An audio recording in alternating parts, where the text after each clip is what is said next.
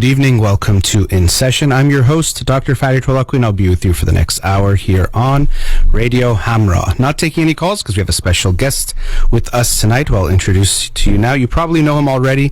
He doesn't need an introduction, but I'll give it to you anyway.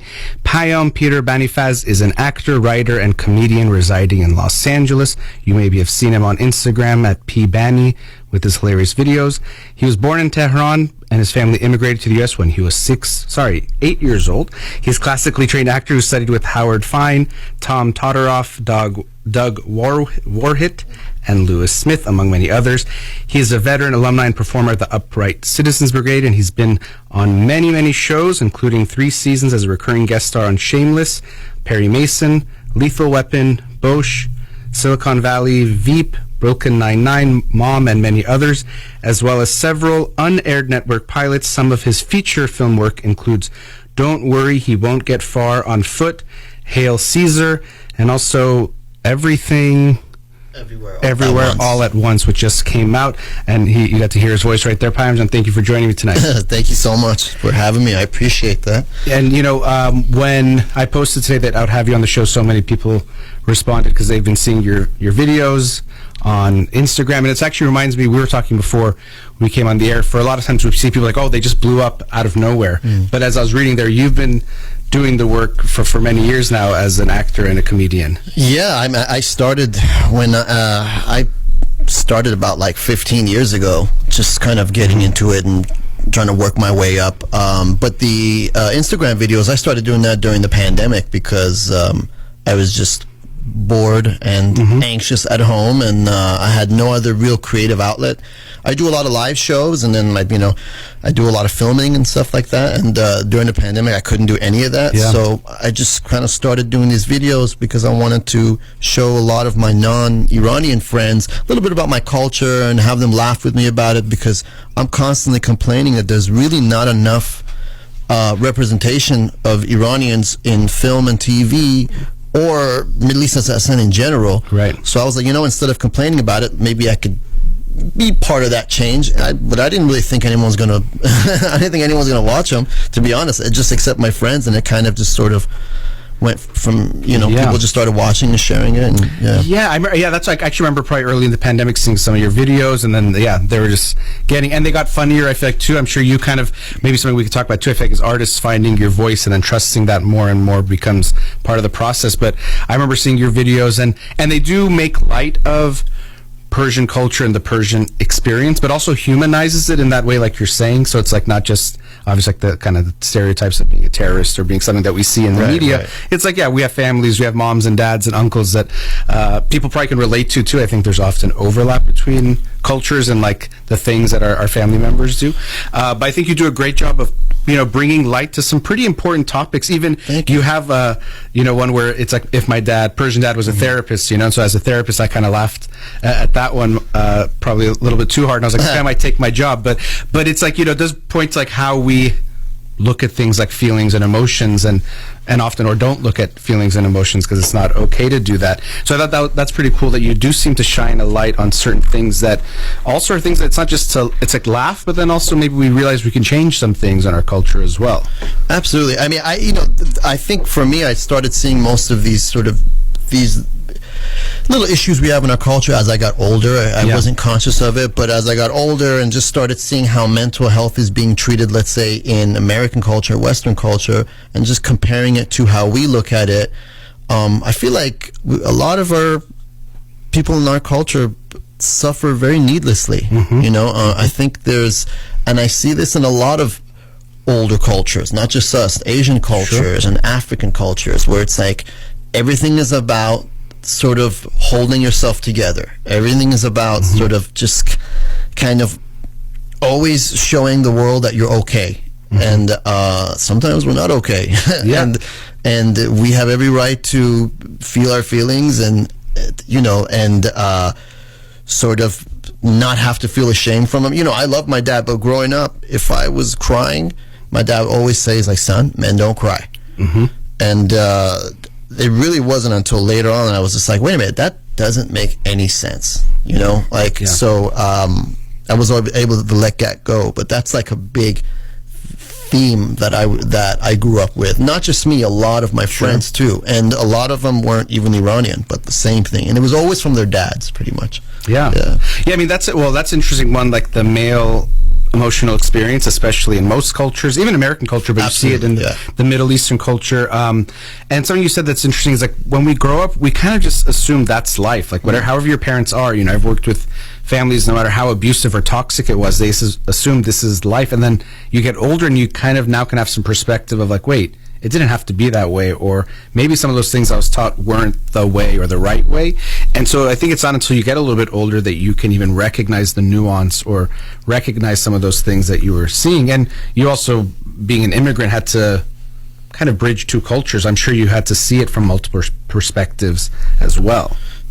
Definitely. I mean, when I first came here, I mean, I was young and I was kind of ignorant. I didn't really know what to expect in the U.S. And I actually thought I assumed everybody in America is like white and like blue-eyed and blonde. And where we moved to Canoga Park, north side of Canoga Park, and this was back in '89. And most of my neighbors were Mexican, El Salvadorian, Filipino, Vietnamese, and I had never met people like that before. So, luckily, I learned a lot from them about actually how to be an American, and I was able to sort of transition. It wasn't as much as a culture shock because I noticed how much culture we share I shared with them. All these people that I named, all these cultures that I named, were all very family oriented, and there was just a lot of things we had in common, so I was able to bond with them quickly. So I got lucky being in that environment. Yeah. You know, it's actually funny. My family, we moved to Oak Park in 1990, like around right. So in 1989, we moved from a different part of LA. I guess you moved from Iran at that point. You moved. And anyway, so that's interesting. And the cultural experience that you share, I think, is really important because, we talk about Iranian culture. We want to represent that. But then we start to see the overlaps. I think when we stay in our cocoons, we think our culture is so unique, and it always does have its unique aspects. But once we start talking about these things like mental health and men being told not to cry, you see that in so many cultures, and we're thankfully overcoming that. But I think the first step is that we can share that together of like, oh yeah, you went through that too, I went through that, and that itself can be a bonding moment. And what you're doing with your videos, it puts it out there. The Persians are laughing because they can relate exactly to it, but I think a lot of people from different cultures are like, oh yeah, we have something like that, where I'm from too. I get so happy when I have other people like from different cultures like, yeah, us too. Like, oh, Iraqis were like this too, or like, us Chinese are like this too. Like, and I see that a lot, especially on TikTok too. TikTok is sort of like, it has a more diverse algorithm, so it gets to different types of people. So different types of people see the work easier, I guess. I'm always surprised by sort of that shared experience with cultures that like I guess I realize now you really can't assume anything. It's like we are all so much more similar than we are different all over the world. Yeah, I totally agree with that. And as like mental health, like you brought up before too, that's something that, I would say in America it's a little more accepted, let's say, than Iranian culture, especially more traditional Iranian culture. But we still have a stigma of mental health here in the United States that we're thankfully moving towards reducing, but we have it there. And so like those things you're saying that we're okay all the time, I think so many cultures can relate to that you don't share with people that you have problems. You always say you're okay. You always have to, especially as a man, never cry or never be weak, so to speak, by showing emotions.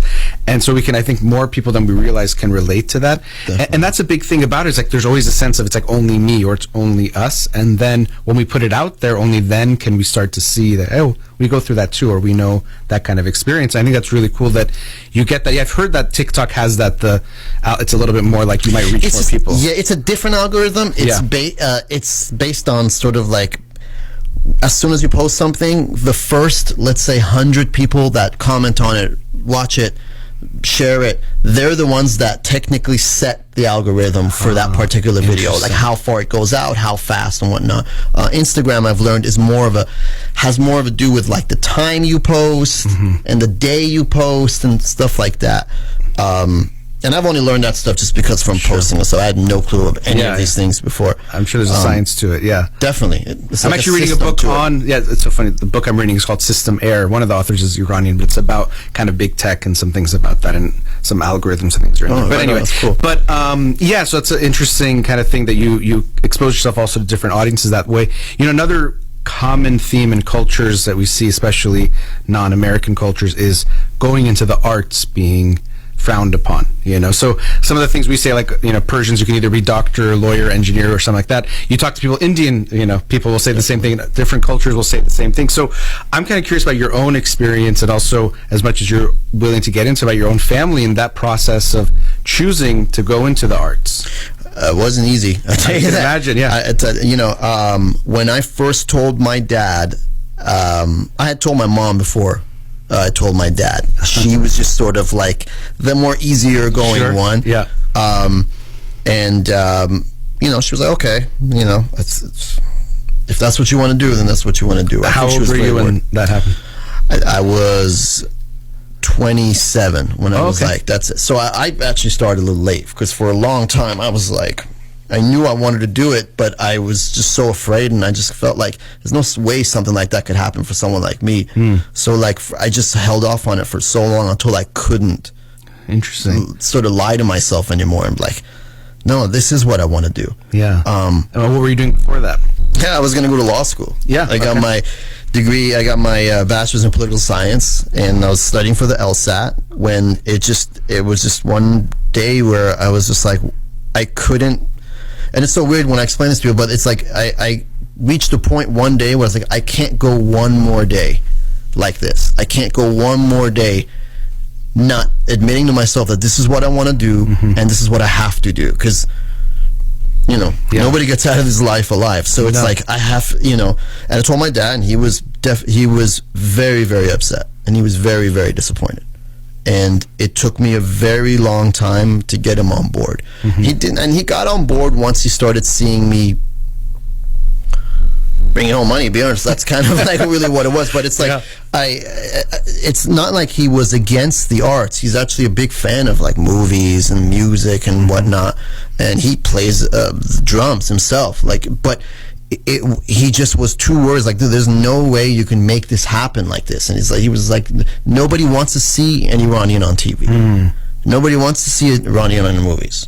Like, you know, yeah, that's interesting. It's always that you know, it comes from a protective place, absolutely. right? I never took it as anything other than he was just scared. Yeah.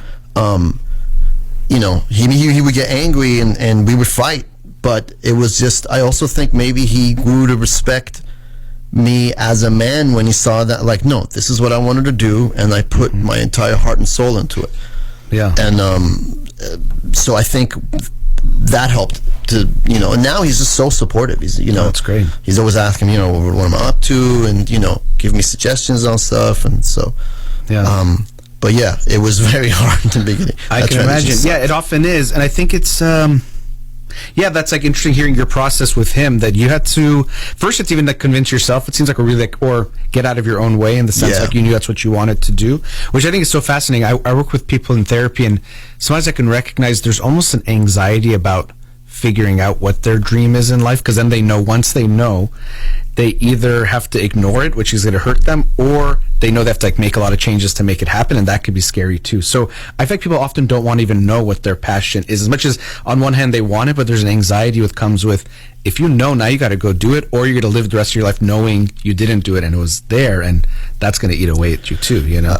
I mean, I'll tell you, that night when I made my decision, I was like sitting on my bed, and like I was just like, I was so incredibly anxious. But I think what happened is the fear of what would happen if I didn't do this was greater than the fear of what would happen if I do try to do it. Yeah. So it's like, I was like, what if I'm like 50 years old and I suddenly, it hits me like I didn't do this thing I always wanted to do, and then I'm going to be miserable. And it's like, I rather do it, fail, and move on than not do it and fail. And again, it's like, when you're doing it, you're not thinking of like, oh, I'm being so brave, or you're scared. I was very, very scared and very worried and very scared of failure. And I had no idea what was going to happen. But I just, like I said, I just couldn't go one more day without not at least trying this thing. Yeah. And I was like, let me at least try. Like, I'm not saying I can do it. Let me at least try. Then I tried, and I started training. And then I realized, no, I think I can do this. Yeah. You know? And I think I actually like hearing you share your story, because I think a lot of people think, oh, you find your passion and then it's just like happily ever after that. And it's not. It's like you're saying, even when you knew, you were like super anxious and scared, but it felt like we pick a lot of paths that are a little bit scary, but you're like, this is like the scary path I want to go on. This is worth risking. And I think what you said about regret is so powerful, because lately I've been, even on my show, but with clients, really recognizing, if we don't think about our own mortality, that look, life ends. You won't have this future to keep doing everything you want to do in life. You either have to do it now, or you might not get the chance. And recognizing, what are the things you might look back on in life and regret if you didn't do? And I think you're saying for you, that was like, if I never give this a chance, I know I'm going to regret it. And I don't want to live with that regret. And so, you made that decision. You're like, no more reading comprehension and logic games. I got to put the LSAT away and go. God, this is a nightmare. And I'll be honest, like, I'm not good at really a lot of things. Like, I was never too good in school. I don't think I do good like in the sciences to like become a doctor, like, but I realize now, it's like, okay, no, I was good at this one thing, I just kind of never got support in it, and so it wasn't something I could work on when I was young. I always wish my one regret, and I try not to think about this, is that I wish I started much earlier, but then, what can you do? So, well, I think, it's good to think about that. I think also you sharing this right now, I hope people listening, because, it's the soonest you can do it is now if you haven't done it yet. So if anyone's listening, I hope they'll contemplate some of those things. We'll talk some more after the break. But like I said, I appreciate you sharing that story, because I think people say, oh, you're an actor, comedian. You were like, from day one, that's all you were. It's like, no, you had to go through this path to find that. And then it took a leap at some point. It wasn't just like the path opened up easily in front of you. Oh yeah. It was. We're at a commercial break, but after the break, we're going to continue the conversation with Payam Banifaz. We'll be right back.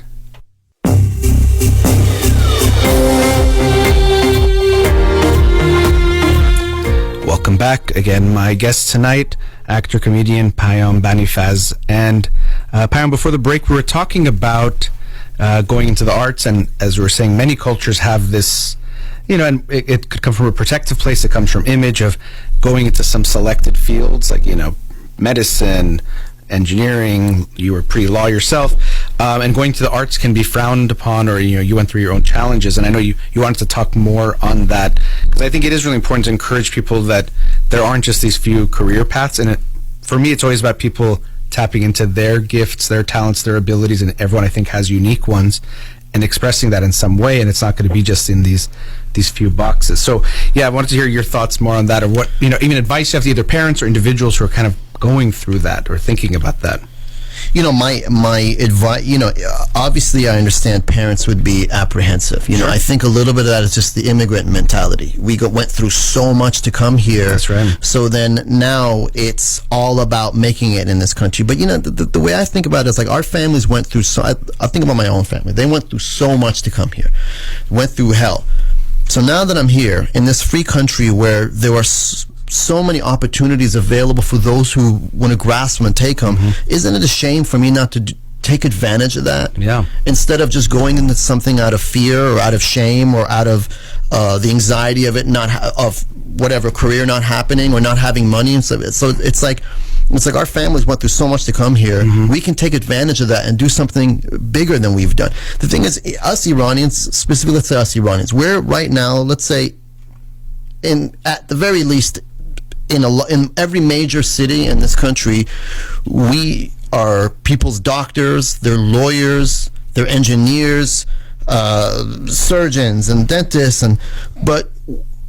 so we're part of the social zeitgeist in this country. Why can't we be on film and television too, just like everyone else? And until we do that, we're never going to be fully embedded. And because the sad part is, media has such a grip on the way people look at the world and look at each other, that if we were able to be more on film, television, radio, podcasts, internet, social media. Like, more people are familiar with the culture. More people are familiar. You're going to hear less, oh, you're Iranian? Oh, does that mean you speak Arabic? You're going to hear less and less of stuff like that because people naturally are going to become educated. Well, the only way that's going to happen is if we sort of take that step. Our generation and the newer generation of Iranians who either came here at a young age like me or were raised here and born here, raised here, we need to take advantage of that. And it's like, my biggest thing I would say to parents, and again, I'm not a parent, so I could easily understand if a parent's like, hey, well, you can't tell me how to raise children because you don't have any. But I would say it's like, if your child has a passion, a dream, a talent in that, or even a mild talent in it, and has a drive, please don't stop them. Please let them at least go and fail and at least get that out of their system, at least whether they know that I can't do it, but I tried, or I can do it, I'm going to keep on trying. We are a talented culture, and we also a culture that really loves talent. Like, I remember, like, my dad used to say that in Iran, whenever, like, the painters and poets and artists, like, everyone would say, would refer to him as Honarmand, or like Ostad, or like people had so much respect. So it's like, we're a culture that truly admires the arts. Why can't we get more involved in it here now that we have these opportunities here? Absolutely. Little by little, things are changing in the industry, and people, even outside of Iranians, they want to see diverse stories told by diverse people. So I think this, little by little, our time is coming, and the people out there who want to be a singer, if you want to be an actor, you want to be a writer, I mean, it's a really hard business. It's very, very hard. But so is not fulfilling your potential. Absolutely. I feel like that would even be harder. So I just hope that all my Iranians out there, especially the young folks growing up out here, just like, you have the opportunities here, you have the resources here, and I hope you go for it if you have a passion. I really do. I think that's well said. And something was interesting. I'm going to go back and maybe come to the things you said at the end there. It was interesting because a lot of people say, well, your parents came here and they sacrificed so much, suffered so much to get here, to any kind of immigrant, children of immigrants or people who immigrated at a young age. And there's a sense that, well, because of that, you should play it safe to make sure they feel okay. But I think what you add is that perspective of, well, actually, we're here in this land where there's more opportunity. Why not take advantage, or it would be a shame to not take advantage of the diverse opportunities that you possibly could have, which I think is really interesting. And it is tough for immigrants to not have that type of a scarcity mindset. They went through so much, and they just want everything to be okay. So it's to have some sympathy for those parents too. We can understand where they're coming from. Even you were saying your parents, your father had good intentions, that he was trying to steer you away from the arts, but I totally agree with you that we want to allow everyone to express themselves and who they are and their own talents. And I think you said the opportunity is there. It's only if we take it. Whoever the artists are, they have to take those opportunities, as you've been taking yourself, to put yourself out there and make it happen. It wasn't handed to you in any way. No, I had no resources. I didn't know anyone in the industry, so I had to just sort of literally start from the bottom up.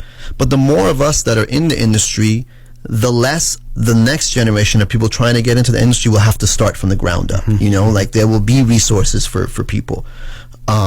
Again, I just feel like we are a talented culture of people, and it's a shame not to pursue that. I totally understand that our families went through like hell to come here, so it's like, you got to play it safe, and I get that. I totally do. But also, it's like, I can't help but keep going back to the idea that you only live once, and it's like, any decision made from fear, I question that decision. Now, when there is no, my parents, they left Iran out of fear because it was during the war, and they were sick of, we were sick of just sitting in our cellar and just listening to bombs going off, and so that decision was made out of fear. But also, it was made out of like hope too. It's like, we're going to go here and we're going to make a life here. So I feel like, Well, I think we can differentiate possibly those fear where it's genuinely life and death or huge circumstances fear versus the fear of taking a chance or a risk or putting yourself out there, which maybe we can consider that more like an anxiety than like a fear for life. So yeah, I mean, you're living in Iran and there's bombs going off around you. That's a very real fear. The fear of what if I do this and I don't make it is a different type of a fear, right? So I think you're right. We don't want to make decisions based on that. Well, I meant the fear. It wasn't the fear really was like, because my mom was like, we got to get out of here. We got to go. We have to leave. And my dad was like, yeah, I get that, but are we really going to start new in an entire different country, entire different culture? So that's really the fear I was talking about. And that's a very legitimate fear. And again, I don't know if I have the strength to do all that. I don't know. Yeah. I don't know if I could be as tough as my parents were. I really don't. So again, I totally understand when people want to make decisions to sort of make their parents happy because of how much they sacrificed. Yeah. But also it's like, I know it sounds selfish, but you kind of got to live your life too. Like, because when your parents are gone, you're going to be left with the decisions you made for either yourself or them. Yeah. And I will say that parents, the thing they want to see most is their children happy. And if you're happy and you're doing something you love, even if you're not making millions of dollars a year, I don't know. I think that's still a pretty... I totally agree. A good exchange. Yeah, and going back to your saying, I moved 3 miles from my old place, and that was stressful enough, moving to a different country. I don't even know what that'd be like. So, but living that life, that's something we have in our culture, unfortunately, is we can have too much dependency. At times we're too interconnected. So family being close is beautiful, but we can be too close where we get in each other's way more than we are just, enhancing each other's lives. And so, yeah, that's something I see a lot with people in therapy of just realizing they're living their life for their parents. So, of course we want to respect them and we want to live a life that we feel good about and they feel good about. But unfortunately, you see it too much where it's like, I have to live this life because it's what my parents want, not making the decisions ourselves. And that's what I think what you were saying before of letting your children try things from a young age. They might not even pursue that thing. But what I think is sadly lost often is we tell kids not to listen to that voice within themselves that's guiding them to what they want to do, what they're good at. They know you can't do that, you have to do this. And then so they start to just only externally lead their life. It's like, what do others want me to do? What are others telling me is the right thing to do, rather than listening inward of, okay, what is that voice inside of me saying I like to do, or, is my passion and all of that. So I hope parents, sometimes they almost get afraid, well, what if they do this and they go into that? They might, and maybe they'll be good at it and that could be great, or at least they'll try different things and maybe they'll build a skill but go into something else completely. But giving them that space to explore it, I think, is really important. Absolutely. I mean, again, I'm really in no position to comment about what parents should do. I've never had a kid, but I just saw what it did for me, and if somebody at a younger age would have sort of inspired me and made it okay to do those things, I would have gone into it earlier. And but again, everything happens for a reason. I do believe that, and so, but I get it. It's got to be scary to be a parent.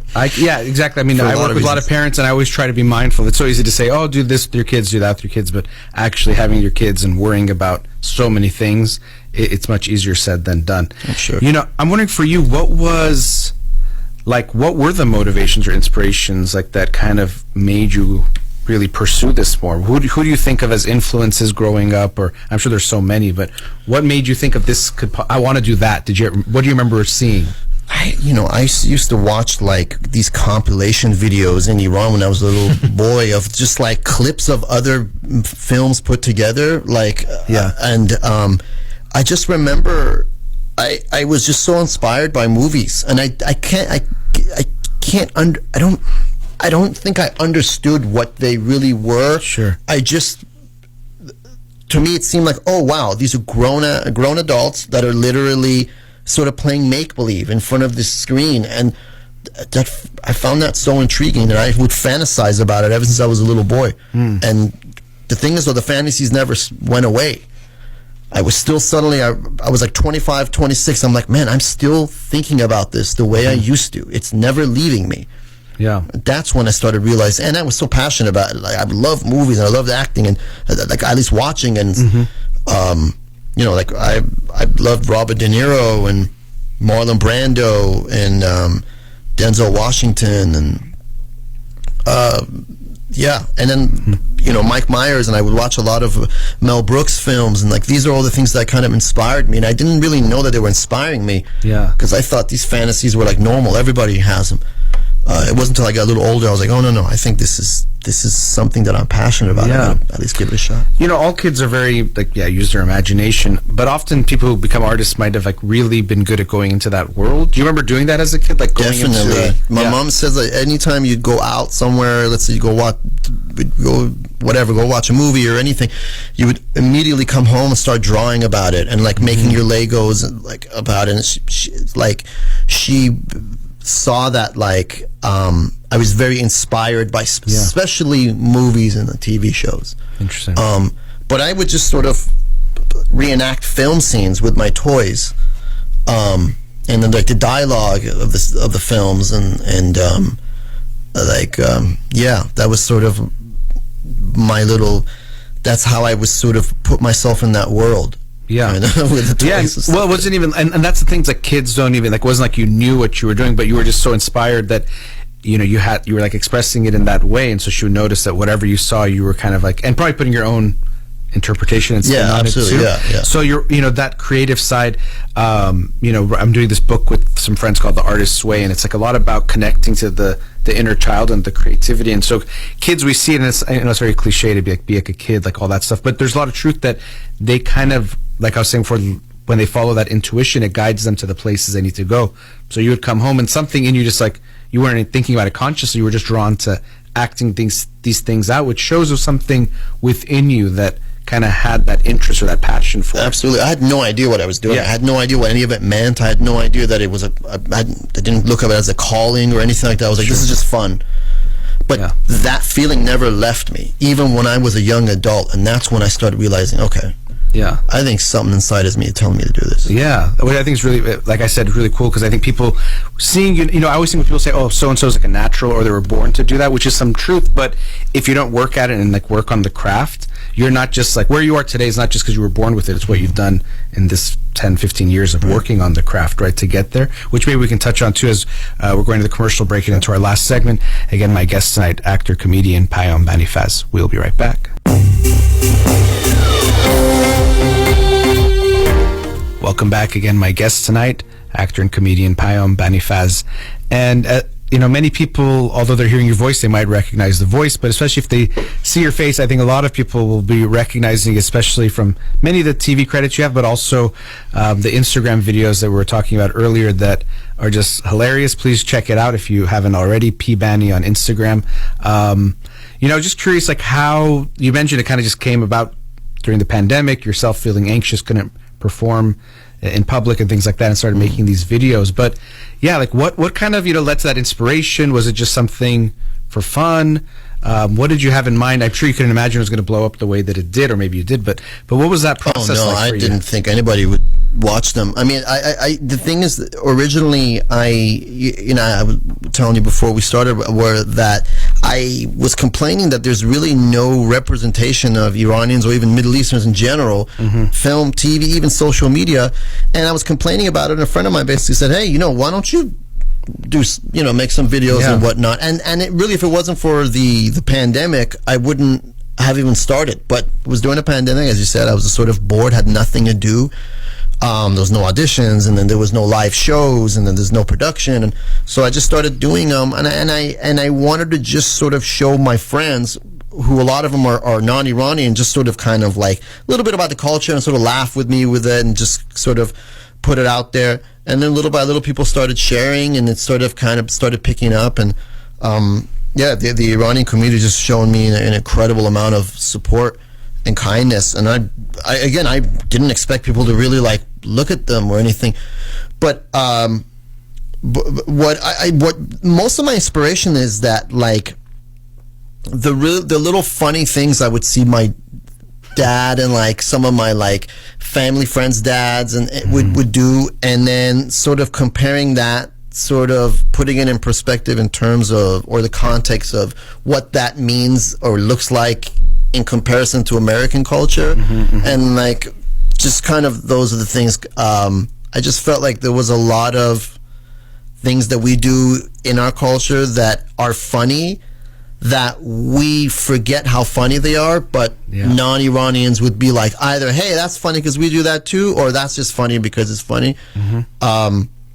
And you know, a lot of people would reach out to me, and they were very kind. They're like, oh man, how do you know that this is how all our dads? I was like, I don't know anything. All I know is this is how the people that I'm around behave. So it's like I have no higher understanding of like the behavior of Iranian parents more than anybody else. It was just literally just sort of mimicking certain aspects of my dad, and it's certain aspects of my dad, and I really exaggerated because my poor dad, the guy's like. You know, I was going to ask about that. Does he watch the videos? Yeah, he does. He loves them. He loves them, and I think he understands that I exaggerate greatly. Yeah, and so he doesn't take it personal. He finds it very funny, and I think he likes the fact that I'm doing something that is fun for me, and it kind of and people seem to enjoy it, and then their fellow Iranians enjoy it, and it's like any type of positive thing we can get out there is nice, because the media has been sort of just demonized Iranians for what, over 40-50 years. Anything that's not about uranium enrichment or like whatever, I think is welcomed by the Iranian community.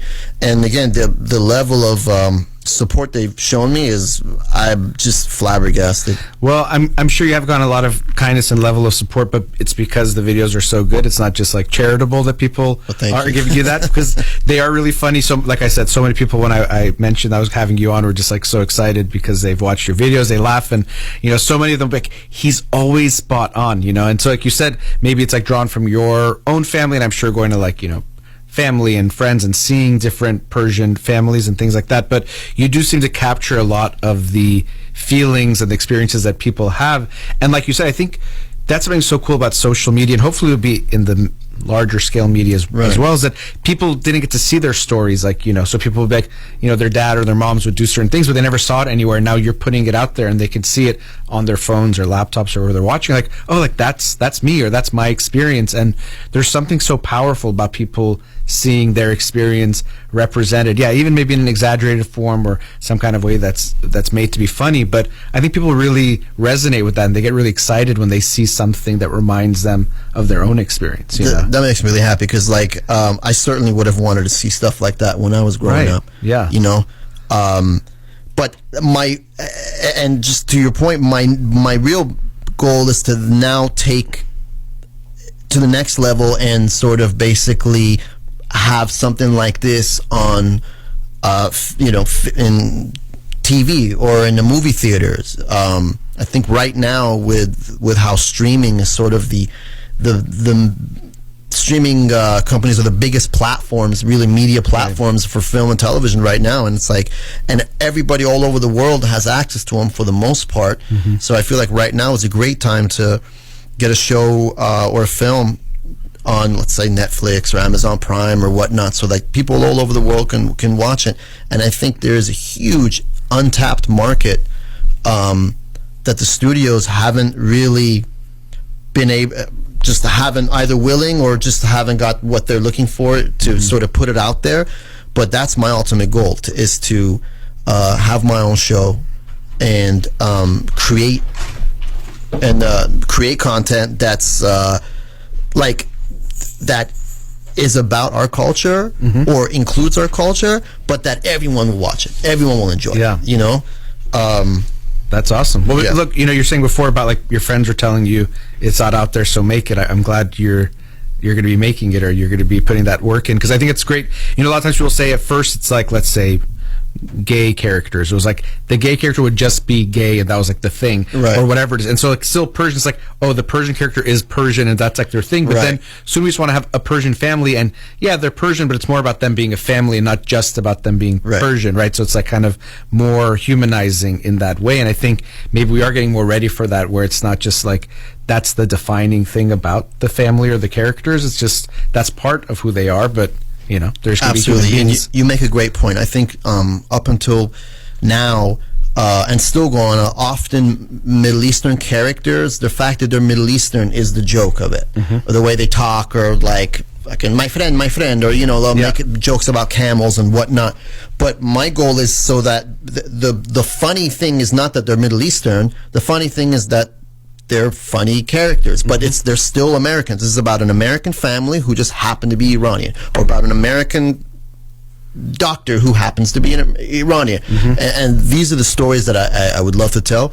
And already we see that the market is starting to open up for it. It just takes a little vision from the studios and the execs and the streaming networks to just sort of have some vision and sort of take a gamble on something that they don't understand or don't know.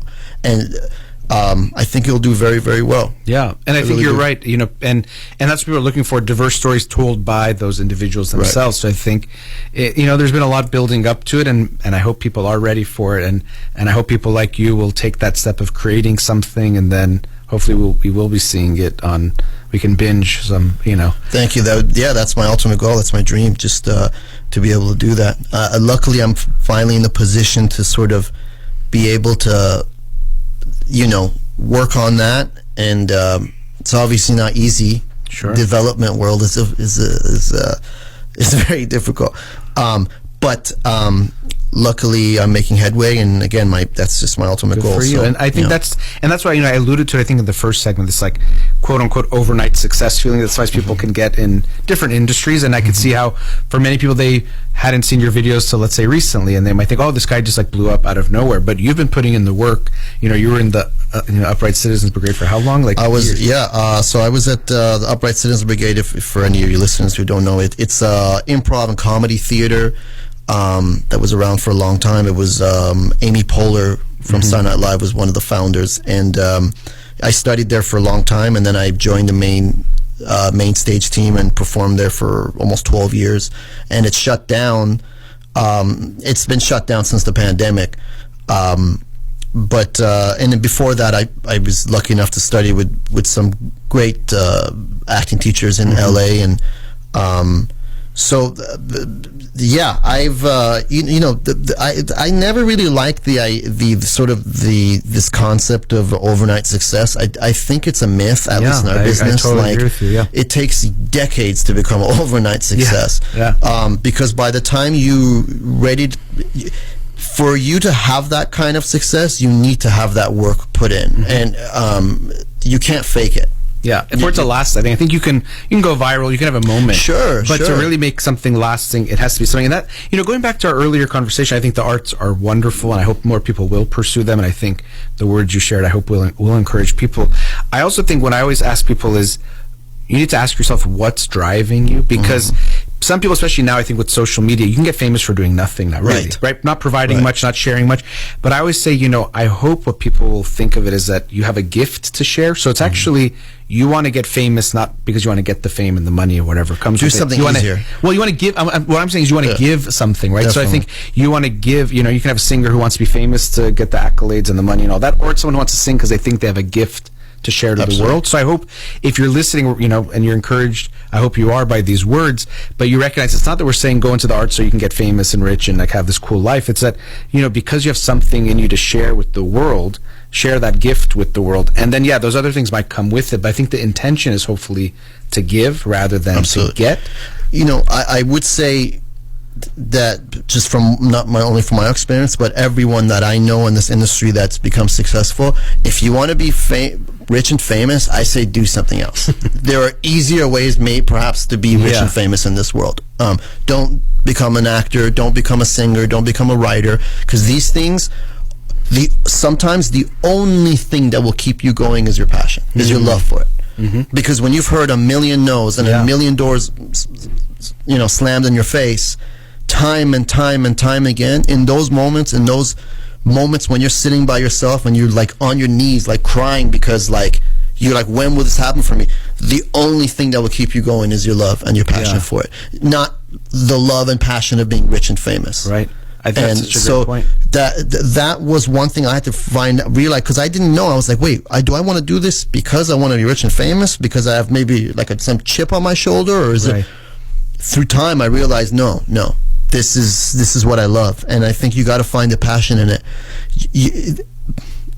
I see. The thing is, like, people think, okay, you go to school and become a lawyer, and then you become successful. You go to or school and you become a doctor.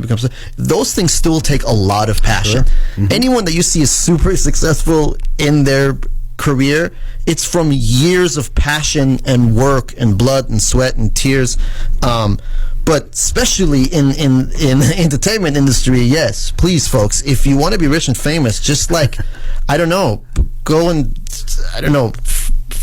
record yourself farting in a grocery store and go viral. I mean, someone's going to go do that right now. Yeah, and I hope they'll give credit to Payam, please, if you do that. But you're right. I think it's like, it's a craft, it's work, and if you're doing it just, for me, success to be measured by what we give, not what you get, and so you should give something to the world, and you might become rich and famous, but that shouldn't be your intention, and that's not going to drive you. And like you said, if that's what you're going for, you're going to quickly get discouraged, because it's going to take a long time to even scratch the surface of any kind of field. I am looking at the time. We do have to wrap up. I appreciate, I think you're hilarious, and I think I managed to make you not that funny for the last hour somehow, because we just talked about serious things. But please check out Payam in so many TV shows, movies.